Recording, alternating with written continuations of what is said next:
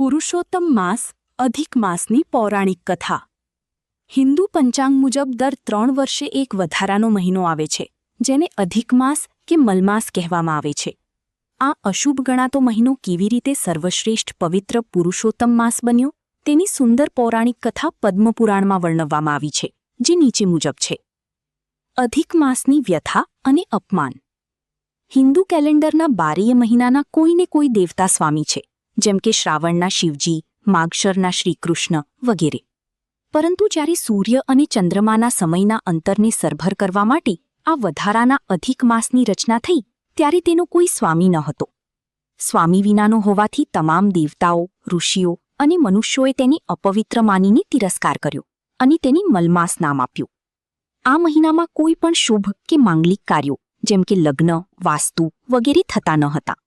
પોતાના આવા ઘોર અપમાનથી અધિક માસ ખૂબ જ દુઃખી થયો. ભગવાન વિષ્ણુના શરણે. પોતાની નિંદા અને તિરસ્કારથી હતાશ થઈને અધિક માસ રડતો રડતો વૈકુંઠમાં ભગવાન વિષ્ણુ પાસે પહોંચ્યો અને પોતાના દુઃખની કથા સંભળાવી. ભગવાન વિષ્ણુને તેના પર દયા આવી અને તેઓ અધિક માસને લઈને કોલોગધામમાં ભગવાન શ્રીકૃષ્ણ પાસે ગયા. શ્રીકૃષ્ણનું વરદાન અને નવું નામ. ભગવાન શ્રીકૃષ્ણએ અધિક માસની વ્યથા શાંતિથી સાંભળી અને તેના પર કૃપા કરતા કહ્યું, હે અધિક માસ, તું જરાય દુઃખી ન થા. આજથી હું તારો સ્વામી બનીશ અને હું તને મારું સર્વશ્રેષ્ઠ નામ પુરુષોત્તમ પ્રદાન કરું છું. આજથી તું પુરુષોત્તમ માસ તરીકે ઓળખાઈશ.